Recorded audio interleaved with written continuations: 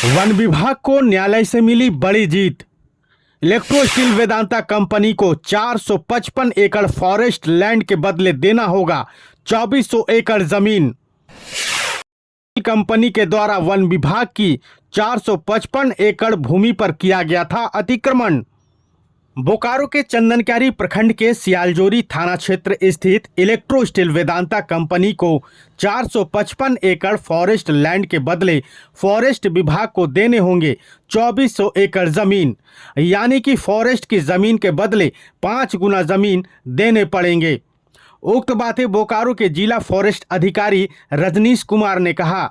उन्होंने कहा कि जब कंपनी फैक्ट्री लगा रही थी उस समय फॉरेस्ट लैंड को भी अधिग्रहित करते हुए इस पर फैक्ट्री को स्थापित किया गया। ऐसे में फॉरेस्ट विभाग के द्वारा बार बार नोटिस भेजा गया और मामला न्यायालय में चला। लंबी लड़ाई के बाद आखिरकार फॉरेस्ट विभाग को न्यायालय से जीत मिली और फॉरेस्ट की ज़मीन का रास्ता साफ हो गया। उन्होंने कहा कि बोकारो जिले में जो भी फॉरेस्ट लैंड है उसको जल्द ही खाली करवाया जाएगा।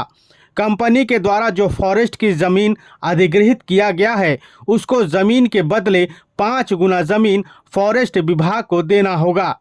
साथ ही ऐसे लोग जो फॉरेस्ट की ज़मीन पर बैठे हुए हैं उसे खाली करना होगा। बताते चलें कि कंपनी के पास करीब 2200 एकड़ ज़मीन है और वेदांता कंपनी के द्वारा साल 2018 में इलेक्ट्रो स्टील प्लांट को खरीदा था।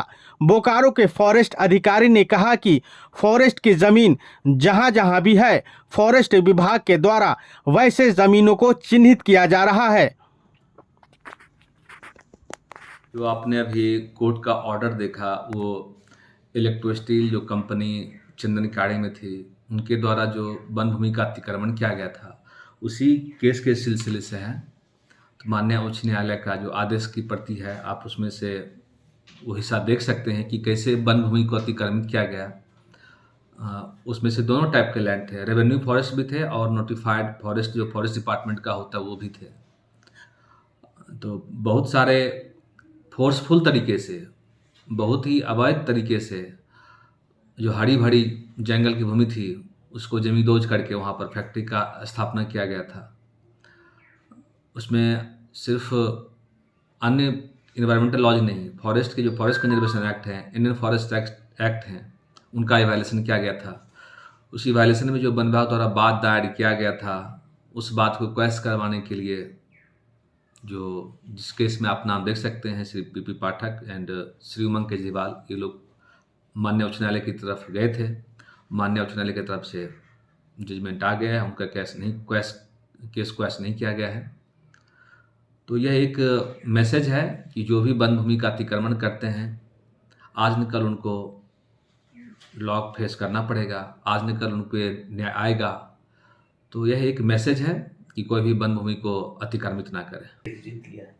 तो इलेक्ट्रो स्टील की तरफ से जो अतिक्रमण किया गया है वो जग जाहिर है, सभी लोग उसको मान रहे हैं। जो कानून के चक्कर में किसी को फंसा कर वो चाहते थे केस को लंबा खींचते रहे, वो मान्य नहीं होगा। भारत सरकार की तरफ से भी सख्त आदेश आया हुआ है जिसके आदेश अनुसार उनको पेनल्टी देना है। उनके द्वारा जो एफसी एक्ट का वायलेशन करके फैक्ट्री बनाया गया उसको भारत सरकार द्वारा भी इंक्रोचमेंट कैटेगरी में ही परमिशन दिया गया है। उसके तहत उनको 1:1 CA लैंड के अलावे 1:5 अर्थात जितना ज़मीन वो अतिक्रमण किए हैं उसका 5 गुना उनको फाइन भी देना है CA लैंड के तौर पर। तो कुल कितना होता है? वह लगभग 455 एकड़ फॉरेस्ट एरिया है जिसमें जंगल झाड़ी एवं फॉरेस्ट लैंड दोनों शामिल हैं। उसका 6 गुना लगभग 2400 एकड़ आसपास उनको गैर वन भूमि फॉरेस्ट डिपार्टमेंट को क्षतिपूर्व वन रोपण के लिए देना है। एक्स्ट्रा NPV भी लगाया गया था। तो इस तरीके से कंपनी पर पेनल्टी लगाया गया है।